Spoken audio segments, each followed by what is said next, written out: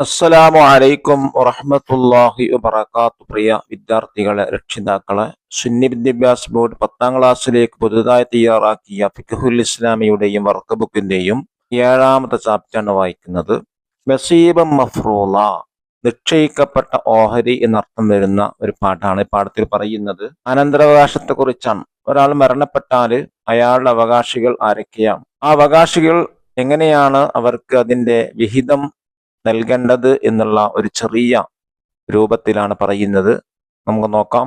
Saad bin Rabia റളിയല്ലാഹുവിന്റെ ഭാര്യ നബി സല്ലല്ലാഹു അലൈഹി വസല്ലമയുടെ അടുക്കൽ ചെന്ന് പറഞ്ഞു, അള്ളാഹുവിന്റെ റസൂലെ, ഇത് രണ്ടും സഅദിന്റെ പുത്രിമാരാണ്. പുത്രിമാർ എന്ന മക്കള്, പെൺമക്കളാണ്.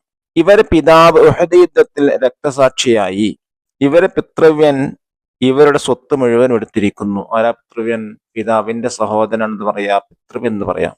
ഇവർക്കൊന്നും നൽകിയില്ല. ഇവർക്ക് വല്ല സ്വത്തും ഉണ്ടെങ്കിലല്ലാതെ ഇവരെ ആരും വിവാഹം ചെയ്യുകയില്ല. അപ്പോൾ അനന്തരാവകാശത്തിന്റെ ആയത്ത് അവതരിച്ചു. ഇതാ താഴെ പറയുന്നുണ്ട് ആയത്താണ് പറയുന്നത്. നബി സല്ലല്ലാഹു അലൈഹി വസല്ലമ ആ കുട്ടികളുടെ പിതൃവിന്റെ അടുക്കൽ ആളെ അയച്ച് അദ്ദേഹത്തോട് പറഞ്ഞു, സഅദ് റളിയല്ലാഹുവിന് സ്വത്തിന്റെ 2/3 ഭാഗം അദ്ദേഹത്തിന്റെ പെൺമക്കൾക്കും 1/8 ഭാര്യയ്ക്കും നൽകണം, ബാക്കി താങ്കൾക്കെടുക്കാം എന്ന പറയുന്ന അനന്തരാവകാശത്തിന്റെ സ്വത്ത് പാർട്ടീഷനെ കുറിച്ച് നബി സല്ലല്ലാഹു അലൈഹി വസല്ലം തങ്ങൾ പറഞ്ഞു കൊടുത്തതാണ്. ജാഹിലിയ്യ കാലത്ത്, അന്ധകാലത്ത്, ഇസ്ലാം വരുന്നതിന് മുമ്പ് ജനങ്ങൾക്കിടയിൽ നിലനിന്ന അനന്തരാവകാശ നിയമങ്ങളിൽ പലതും നീതിയുക്തമല്ലായിരുന്നു.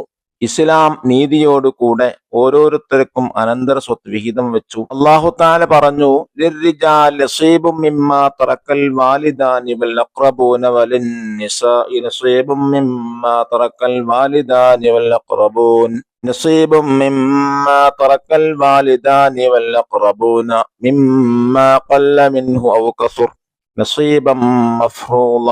ഇതാണ് ഹെഡിങ് ആയിട്ട് കൊടുത്തിട്ടുള്ളത്. ഇത് ഈ ആയത്തിന്റെ അവസാനമുള്ള നസീബ മഫ്റൂള എന്നുള്ളത്. മാതാപിതാക്കളും അടുത്ത ബന്ധുക്കളും ഇട്ടേച്ചു പോയ സ്വത്തിൽ സ്ത്രീകൾക്കും പുരുഷന്മാർക്കും കുറവായാലും കൂടുതലായാലും അവകാശമുണ്ട്. അത് നിശ്ചയിക്കപ്പെട്ടിരിക്കുന്നു. നിസാ സൂറത്തിലെ ആയത്താണ്. മരണപ്പെട്ടവനോടുള്ള ബന്ധവും അവന്റെ ആശ്രിതരോടുള്ള ഉത്തരവാദിത്വവും ബാധ്യതയും അനുസരിച്ചാണ് അല്ലാഹു തആല ഓരോ വിഹിതവും നിശ്ചയിച്ചത്. അതനുസരിച്ച് ഏറ്റ വ്യത്യാസമുണ്ടാകും. മരിച്ച വ്യക്തി കൊടുക്കാനുള്ള സക്കാത്ത്, സംസ്കരണ ചെലവ്, അവൻ നിർവഹിക്കേണ്ട ഹജ്ജ്, അവന്റെ കടം, വസീയത്ത് എന്നിവക്കുള്ള പണം യഥാക്രമം മാറ്റിവെച്ചതിന് ശേഷമേ അനന്തര സ്വത്ത് ഓഹരി വെക്കാൻ പറ്റുകയുള്ളൂ. പുരുഷന്മാരിൽ നിന്ന് 10ഉം സ്ത്രീകളിൽ നിന്ന് 7ഉം അവകാശികളാണുള്ളത്. മരിച്ചവന്റെ മകൻ, മകന്റെ മകൻ, പിതാവ്, പിതാവിന്റെ പിതാവ്, സഹോദരൻ, സഹോദരന്റെ മകൻ, പിതൃവ്യൻ, പിതൃവിന്റെ മകൻ, ഭർത്താവ്, മരിച്ചയാളെ അടിമത്തത്തിൽ നിന്ന് മോചിപ്പിച്ചവൻ എന്നിവരാണ് പുരുഷന്മാരിൽ 10 പേർ. അവസാനം പറഞ്ഞത് ഏത്? മരിച്ചയാളെ അടിമത്തത്തിൽ മോചിപ്പിച്ചവൻ എന്ന അനന്തരാവകാശം നിലവിലില്ല. ഇനി സ്ത്രീകൾ ആരൊക്കെ നോക്കൂ. മരിച്ചവന്റെ മകള്, മകന്റെ മകള്, മാതാവ്, ഉമ്മയുടെയോ ഉപ്പയുടെയോ ഉമ്മ, സഹോദരി, ഭാര്യ, മരിച്ചയാളെ അടിമത്തത്തിൽ നിന്ന് മോചിപ്പിച്ചവൾ എന്നിവരാണ് സ്ത്രീകളിലെ 7 പേര്. അതും അവസാനത്തെ പറഞ്ഞില്ല, നിലവിലില്ല. ഇവരിൽ എല്ലാവർക്കും എപ്പോഴും അവകാശമില്ല. എല്ലാവർക്കും കൂടെ എന്ത് ചെയ്യില്ല, കിട്ടൂല. ഓരോരുത്തരുടെ അവകാശം സാഹചര്യങ്ങൾക്കനുസരിച്ച് വ്യത്യാസപ്പെടും. മകനുള്ളപ്പോൾ മകന്റെ മകനും സഹോദരൻ അവകാശമില്ല. മരിച്ചാൾക്ക് മകനുണ്ടെങ്കിൽ ആർക്ക് കിട്ടൂല? മകന്റെ മകനും കിട്ടൂല, മരിച്ചയാളെ സഹോദരനും കിട്ടൂല. ഉപ്പയുണ്ടെങ്കിൽ സഹോദരനും പിതൃവിന് അവകാശമില്ല.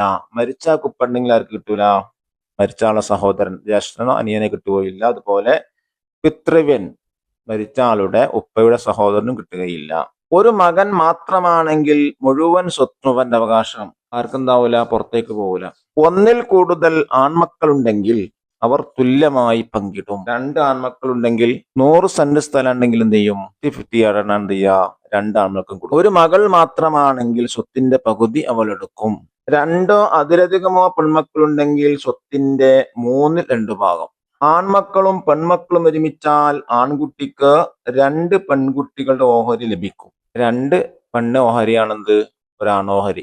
ആൺമക്കളും പെൺമക്കളും ഒരുമിച്ചാൽ ആൺകുട്ടിക്ക് 2 പെൺകുട്ടി ഓഹരി ലഭിക്കും. പുരുഷന്മാരായ അവകാശികൾ മാത്രമാണെങ്കിൽ അവരിൽ നിന്ന് പിതാവും മകനും ഭർത്താവും സ്വത്ത് നേടും. പിതാവും മകനും ഭർത്താവും. സ്ത്രീയാണ് മരിച്ചതെങ്കിൽ ഭർത്താവ്. പിതാവിന് 1/6, ഭർത്താവിന് 4/1, മകന് ബാക്കി ഭാഗം എന്നിങ്ങനെ വീതിക്കും. സ്ത്രീ അവകാശികൾ മാത്രമുള്ളപ്പോൾ മകള്, മകന്റെ മകള്, മാതാവ്, ഭാര്യ, സഹോദരി എന്നിവർ സ്വത്ത് നേടും. മകൾക്ക് പകുതി, മകന്റെ മകൾക്ക് 1/6, മാതാവിന് 1/6, ഭാര്യയ്ക്ക് 8/1, ഷഖീഖ സഹോദരിക്ക് ബാക്കി ഭാഗം എന്നിങ്ങനെ വീതിക്കും. ഷഖീഖ എന്ന് പറയുന്നത് ഉമ്മയുപ്പയും ഒന്നാണ് ഷഖീഖത്ത് എന്ന് പറയുന്നത്. എല്ലാ അവകാശികളും ഉണ്ടെങ്കിൽ പിതാവ്, മാതാവ്, മകൻ, മകൾ, ഭർത്താവ്, ഭാര്യ എന്നിവർ സ്വത്ത് നേടും. എല്ലാ അവകാശികളുണ്ട്. മേൽ പറയപ്പെട്ട മുഴുവൻ പുരുഷന്മാരും മുഴുവൻ സ്ത്രീകളും ഉണ്ടെങ്കിൽ എന്ത് ആർക്ക് കിട്ടുക? എല്ലാവർക്കും കിട്ടോ? ഇല്ല. പിന്നെ പിതാവ്, മാതാവ്, മകന്, മകള്, ഭർത്താവ് അല്ലെങ്കിൽ ഭാര്യ എന്നിവർ സ്വത്ത് നേടും. പിതാവിനും മാതാവിനും 6/1 വീതം, ഭർത്താവിന് 4/1, ഭാര്യയാണെങ്കിൽ 8/1, മകനും മകൾക്കും ബാക്കി ഭാഗം, ആൺകുട്ടിക്ക് പെൺകുട്ടിയുടെ ഇരട്ടി എന്ന നിലക്ക് ഓഹരി. സ്ത്രീയുടെ എല്ലാ ചെലവുകളും പുരുഷനാണ് വഹിക്കേണ്ടത്. പുരുഷന്മാരുടെ സാമ്പത്തിക ഭാരവും ചുമതലകളും പരിഗണിച്ചുകൊണ്ടാണ് സ്ത്രീയേക്കാൾ പുരുഷന് അനന്തരാവകാശം നൽകിയിരിക്കുന്നത്. നേരത്തെ പറഞ്ഞല്ലോ, ഒരാണിന് 2 പെണ്ണോഹരി കിട്ടും എന്ന് പറയുന്നു. എന്തിനാണ് പുരുഷന് അധികം നൽകുന്നത്? പുരുഷനാണ് സ്ത്രീയുടെ എല്ലാ ചെലവുകളും നോക്കുന്നത് കൊണ്ടാണ്. മക്കളുടെയോ കുടുംബത്തിന്റെയോ സാമ്പത്തികമായ ബാധ്യതകൾ ഒന്നും തന്നെ ഇസ്ലാം സ്ത്രീകൾ ചുമത്തിയിട്ടില്ല. പുരുഷന്മാർക്കാണ് അതിന് ബാധ്യത. അതുകൊണ്ടാണ് ഇസ്ലാം നൽകുന്നത് പുരുഷനെ സ്ത്രീയേക്കാൾ അല്പം കൂടുതൽ നൽകുന്നത്. അനന്തരാവകാശ സ്വത്ത് വീതം വെക്കുന്നതിന് മുമ്പ് നിർവഹിക്കേണ്ട കാര്യമാണ് വസിയ്യത്ത്. തന്റെ സ്വത്തിലെ ഒരു അവകാശം മരണശേഷം മറ്റുള്ളവർക്ക് ദാനമായി നൽകുന്നതാണ് വസിയ്യത്ത്. അത് മുഅക്കദായ സുന്നത്താണ്. നബി സല്ലല്ലാഹു അലൈഹി വസല്ലം പറഞ്ഞു, ഒരു മുസ്ലിം വസിയ്യത്ത് ചെയ്യാൻ സ്വത്തുണ്ടെങ്കിൽ അവന്റെ വസിയ്യത്ത് എഴുതി തലക്കരികെ വെക്കാതെ 1 രാത്രിയോ 2 രാത്രിയോ കഴിയാൻ പാടില്ല. ബുഖാരി റളിയല്ലാഹു അൻഹു റിപ്പോർട്ട് ചെയ്ത ഹദീസാണ്. സ്വത്തിന്റെ 1/3 വസിയ്യത്ത് ചെയ്യൽ കറാഹത്താണ്. മരണശേഷം മറ്റുള്ള അവകാശികൾ സമ്മതിച്ചാൽ മാത്രമേ അനന്തരാവകാശികൾക്കുള്ള വസിയ്യത്തും 1/3 കൂടി വസിയ്യത്തും നടപ്പിലാവുകയുള്ളൂ. വസിയ്യത്തിന് 4 റുക്നുകളുണ്ട്. 1 വസിയ്യത്ത് ചെയ്യുന്നവൻ, 2 വസിയ്യത്ത് ലഭിക്കുന്നവൻ, 3 വസിയ്യത്ത് ചെയ്യപ്പെടുന്ന വസ്തു, 4 സീഗ എന്നിവയാണവ. സീഗ എന്നാൽ വാചകം. നേരത്തെ പറഞ്ഞല്ല വസിയ്യത്തിന്റെ വാചകം, വസിയ്യത്ത് ചെയ്യുന്നു എന്നുള്ളത്. വസിയ്യത്ത് ചെയ്യുന്നവൻ മുക്കല്ലഫും തന്റേടമുള്ളവനുമാവുക. വസിയ്യത്ത് തെറ്റല്ലാത്ത കാര്യത്തിനാവുക. സീഗ വ്യക്തമാവുക. സീഗ എന്നാൽ വാചകം.